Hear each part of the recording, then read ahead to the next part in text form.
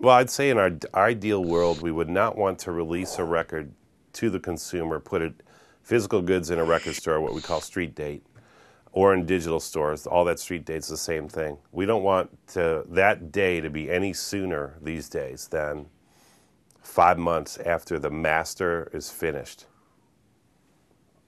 We'd prefer that not be the case. And that gives us those 5 months to properly set it up. And that's a long time. Doesn't always happen. But in today's world, it's more and more important to have that. Long lead press is the biggest key on that, by the way. That's not for internet. Internet's pretty short lead stuff. Long lead press, meaning monthly magazines. They're working on stories that are 3 months out. So that 5 months gives us a little cushion. But also to get depending on the level of the artist. So every record and every artist is different. Every artist and record has a different kind of fan base and has achieved a certain level or not of notoriety or acclaim. So, a developing artist, you need that extra time, that 5 months. We might put them on the road. Jamie Cullum, we had him touring for 6 months before we put out an album. And we were very much involved with that, even though our job is to sell the albums. We're not involved in touring revenue, but we got very involved with helping assist him tour the United States for that length of time. We've got very involved with getting Liz Wright on the road, and we will be very involved with Jackie Green, although his touring base is quite developed, actually, for the level artist that he is. So we would like to start really 5 months, and it's kind of an accelerating path. I mean, 5 months, it's a little sleepy, but we've got the master. We're making advanced copies that don't have artwork, so it'll just be a white label version of this. We'll seed that out to Key Press. We'll seed that out to the editorial team at iTunes, at MSN. We'll seed that out to Find the Missionaries. Oh man, these guys love it, and they are telling us this. And these guys love it, and they're telling us that. These guys really don't care for it all, and here's why.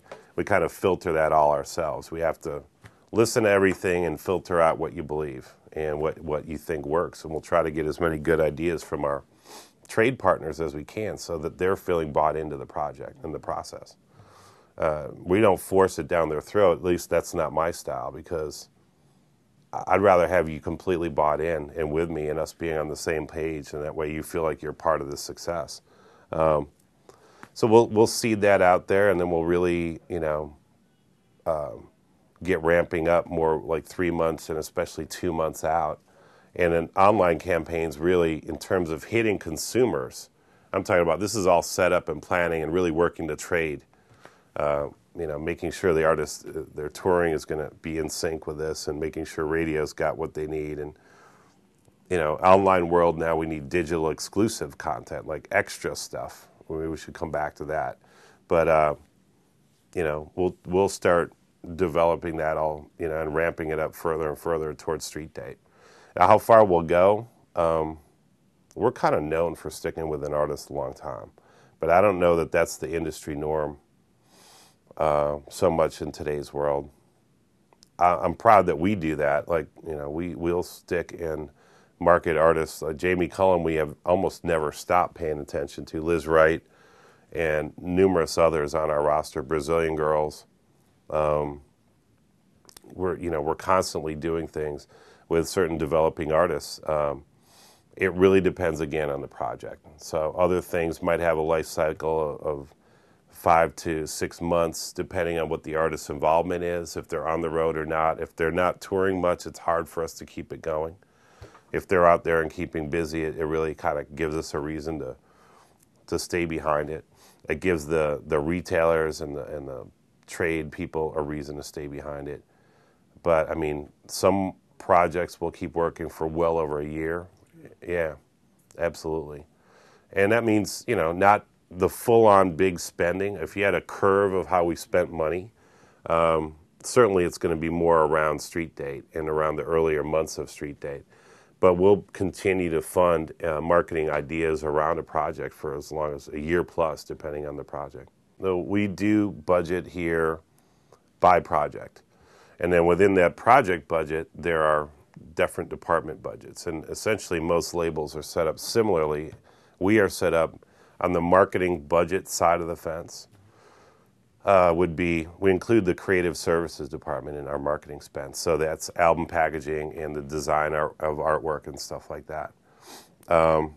It would be new media, so digital marketing and sales. It would include our traditional sales department, and their expenses, which are called co-op usually, co-op advertising with retail accounts, physical retailers. That would include publicity and any efforts that would come out of there. It would include radio, and it could include then what's called the marketing department. But all those departments I just mentioned are essentially part of the overall variable marketing department. Variable is just a financial term that guys use to call the marketing budget is variable marketing funds. I'm not sure why. And then out of that, each department has a slice of that pie, and we're always battling to steal money from other people. And if you have a certain success, they'll give you more money.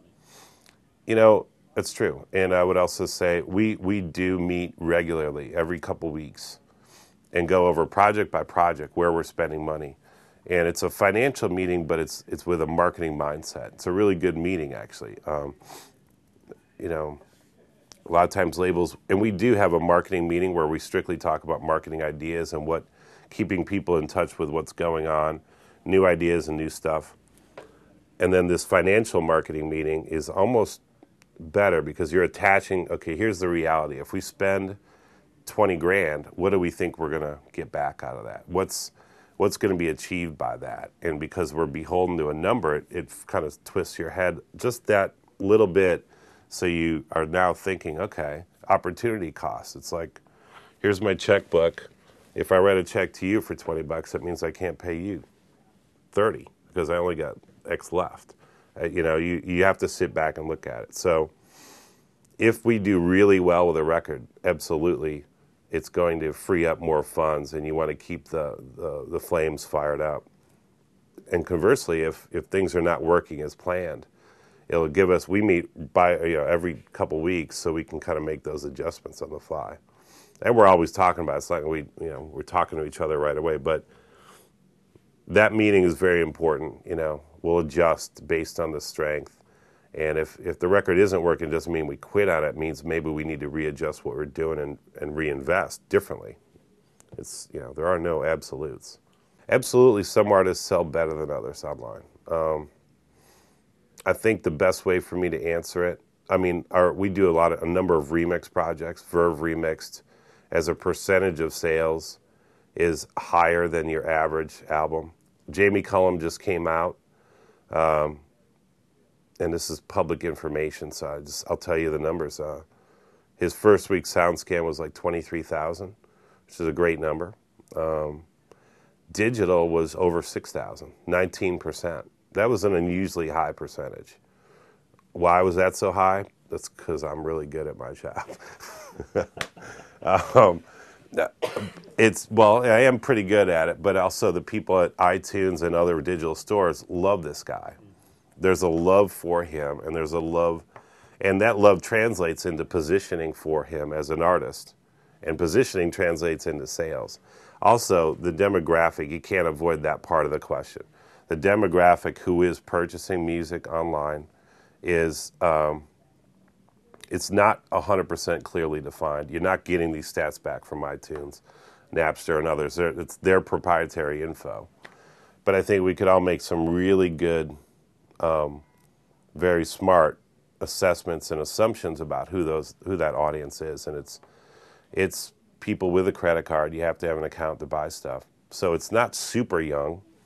It is young enough you have a credit card, but it's also going into, say, the mid-40s consumer that grew up loving music, doesn't have the time to hit a record store, or doesn't feel they do. They're on their way home from work, and once they discovered digital music and the fact that, wow, I can surf around here, click a few buttons, and I have it. And now it's in my iPod. Or if I bought it from Real, I just synced it up to my iRiver MP3 player. It's like, whoa, once you try that, there's this awakening of people that haven't bought music for a while, and now they go nuts and they're buying a bunch of stuff again because they grew up as kids, avid consumers, and they just kind of lost touch with that. Had kids, whatever. That's kind of the ends of the spectrum. And then there's a bunch of just hardcore core music fans that are in there. Dinah Krell does really well online, and it's interesting. Certain adult targeted things, artists and records don't do so well. It is a matter of positioning, and let's not forget too. Someone asked me the other day, why Jamie did so well, and how what does his consumer look like online? I said, well, they live in the same world we do. The people that are shopping online live in America too. They also are go to the same church as you and watch the same TV shows and read the same magazines. They're affected by all the same drivers that other people are. They're probably more web savvy because they're buying there. So that means they're also more influenced by internet marketing efforts and the ability to check things out online. But the iTunes they have 80% market share right now, and that's a public fact too. It's in a lot of the press reports recently. If you look at their top 100, it's definitely got a rock lean, but it also they do very well with hip hop, and they do well with younger targeted jazz projects. Blue Note's had a bunch of things in there recently, so have I. And I don't know, it's interesting. That audience continues to grow.